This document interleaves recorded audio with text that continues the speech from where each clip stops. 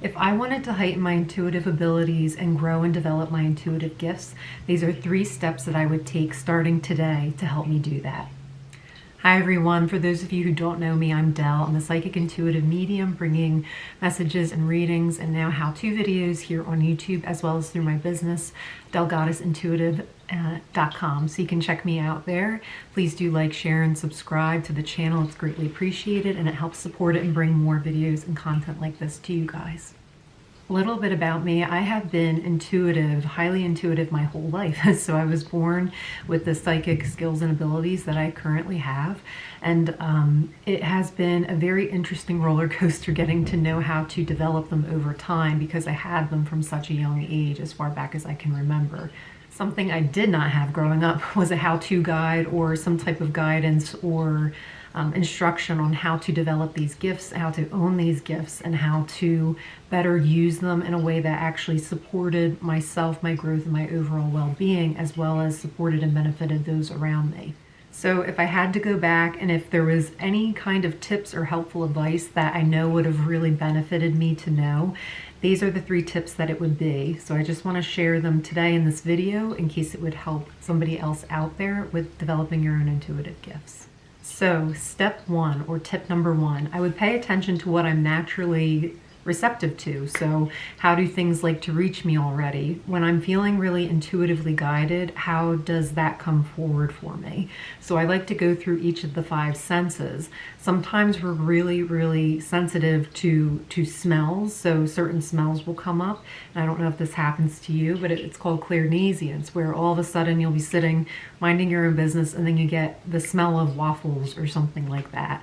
And it immediately makes you feel or think about maybe having brunch with a friend or something like that, and maybe your friend calls you and invites you out to brunch. So that's just one very specific example. But having this sense or awareness of heightened smell can be something that you are receptive to, and that is a gift and skill that you want to develop further.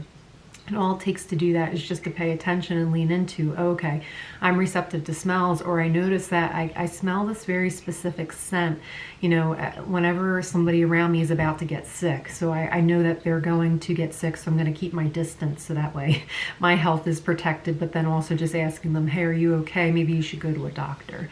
So some people can actually sense through smell sickness or disease or something like that. So that's coming through. You might also be receptive to sounds. This can go beyond clairaudience, where it's just you're hearing guidance, or you're hearing, your spirit guides or spirit team talking to you, or you just know things. And it can also be too that it's just songs will start to play. This is a huge one for me. Songs are always playing when I am doing channeling, and maybe this is something that you're experiencing already too, or more so of. Please do leave a comment and let us know. I love seeing and hearing how the different videos affect you guys and what you're getting from them. So touch is another one too. Are you receptive to intuitive messages and downloads through touch? This one's interesting because I remember one time going to an antique store, and I like to touch everything when I'm out shopping, and I picked up this cigar box, and something about it was interesting that I was like, maybe it might make a nice gift or something like that. Immediately upon touching it, it was like I couldn't breathe. It was like there was all this smoke around my face, and I just couldn't breathe. So I put it down immediately, and it stopped.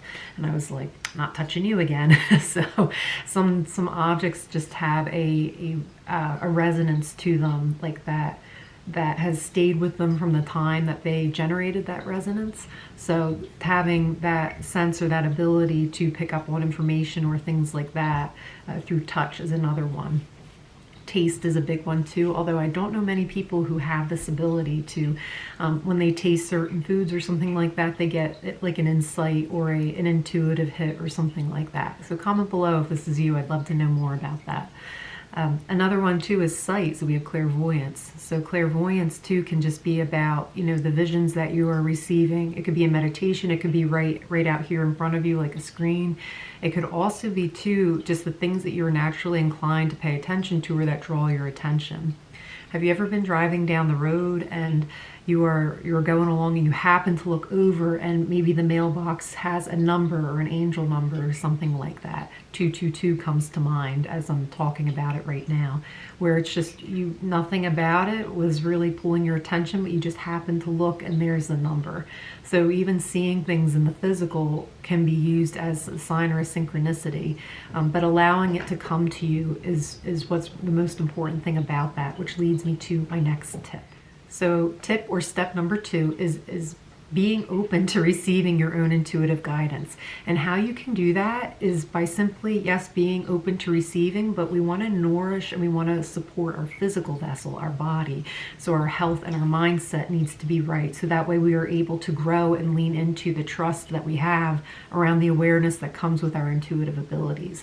So this first starts with the body. So when our body feels really supported, when our energy is grounded and we are grounded, there's just this natural inclination to flow because there's consistency and there's stability. So the more that you are taking care of your physical vessel, you are drinking plenty of water, you're eating nourishing foods for your system, for your body that are actually supportive of you rather than pulling the energy from you, that's going to be paramount in growing and developing your intuitive abilities. Something that really comes through with this is movement. So are you moving your body? Really, really encouraging flow to go through, because intuitive is flow. If you're familiar with the tarot, some of the most intuitive cards have elements of like the moon, such as the High Priestess, where there's just this stillness and they're stable and they're seated. And as well as cards like the moon too, there's this element of water and flow that comes with them. So we can learn from that by really just grounding, making sure that we have a stable foundation underneath ourselves and we are supported, and we can then be able to flow. Another thing with this is really eliminating stressors. So the more relaxed and the more open that we are, the more we are able to really develop and own our intuitive abilities and skills. There is a caveat to this, or an exception, and that is sometimes intuitive guidance will reach you in a time of high stress to help get you out of an unsafe situation or help to move you to a safe situation. So it's important to understand too that when you are going through something, and the more of a strong bond you have with your intuitive abilities, the deeper awareness and understanding and trust you have within yourself, when you are finding yourself in very important moments where your intuition is imperative, it will reach you even though it's a time of high stress. So that's a little exception to that rule. Another thing with movement is practices such as yoga provide a really stable foundation. So they're really good practices that we can set up our physical body being comfortable in. Yoga is all about, really building and centering and grounding yourself and having a stable foundation. And then from there you are able to flow through the asanas, through your breath, through movement. So your breathing is super important too. We don't think about breath that often with our intuitive abilities, but it's extremely important that if you are channeling or you are doing meditative work or something like that, to make sure that you are really focused on your breath, because your breath is your anchor and it's also your life flow. So it's your life force that's flowing through you. Water is another big thing with making sure you are staying hydrated. So with intuition, we want to think of intuition equals flow. So the more that we are flowing with our life and we are open to receiving that flow, the more intuitive we will be. And our final step, or tip number 3, is going to be to really explore and understand and strengthen the language that you have with the universe. So once you are understanding the ways you're naturally inclined, that you're receptive to your intuition, again, go through the 5 senses, smell, sight, taste, touch, and hearing. It's from there you build, your foundation, making sure your physical body is taken care of, but also having this understanding with the universe about how you communicate and how you receive your communications with intuition. So creating a really strong parameter of what am I okay with and what am I not okay with, and actually having that conversation with the universe and communicating that. So one example, for instance, I'm being guided to share is there was this longing in me to really observe and actually see an angel. So I really, really just wanted to to actually see one in person, and this is something that I was always afraid to see or know as a child, but I sense them all around. I've always been able to feel angelic presence in the angelic realm. Archangel Michael and Archangel Gabriel are very close with me, and I remember really asking to pray for this, and it was like I actually got to see one in a flash, and it was less than a split second. It was so quick, and it terrified me so much that it was a sight that was almost too great for my human body to comprehend. It was so overwhelming, and I knew within an instant, as quickly as I saw the angel, that okay, I understand why this is something that I haven't been able or willing to see, because it was too much. It was too much for me to be able to take in and comprehend.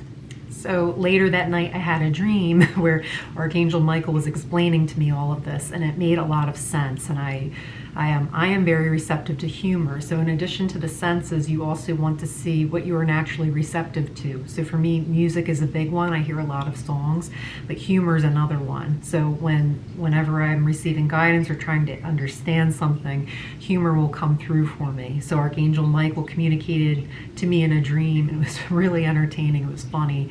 You know, like, okay, you see why this is a little much? You know, we don't want to overwhelm you. It's too much.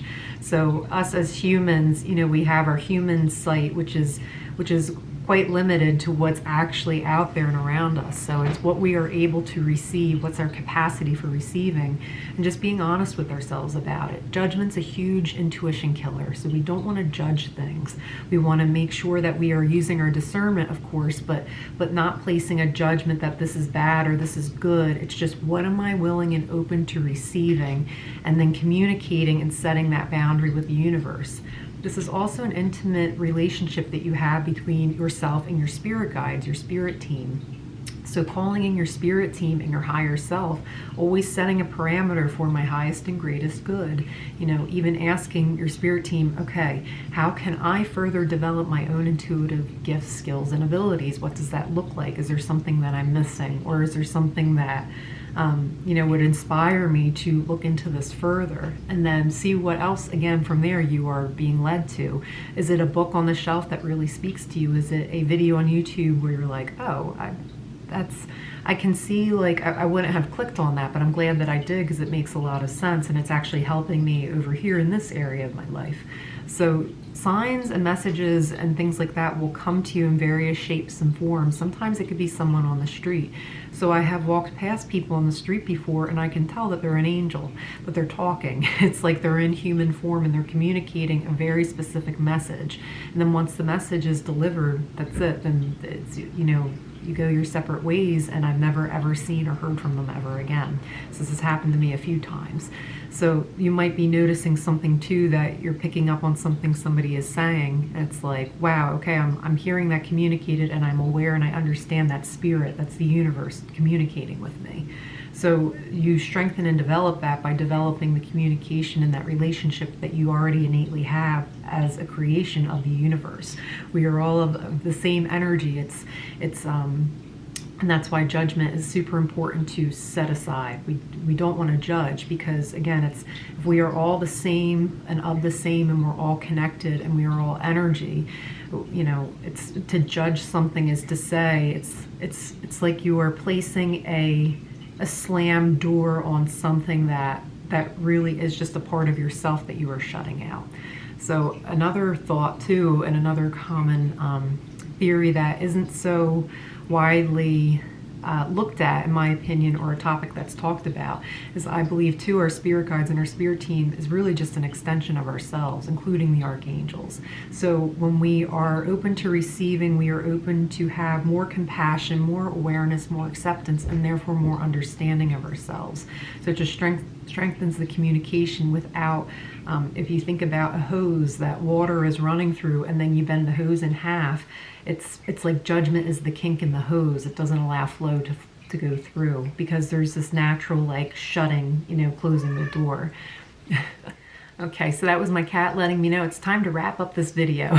If this is a subject you would like to explore more, or you want another video, or if you have questions about it, please do comment below. I would love to add content or videos talking about this topic more and answering any of your questions that you have, as well as if there's any other how-to things around spirituality or intuition that you would like to explore as well. I would love to make a video about those topics too. Please do hit that subscribe button, like the video, share with a friend if you found it helpful. What was your favorite part about the video? Please do let me know. And until next time, stay well and take care. Bye. For more information or how to book a session for yourself, you can visit my website, again, DelleGoddessIntuitive.com.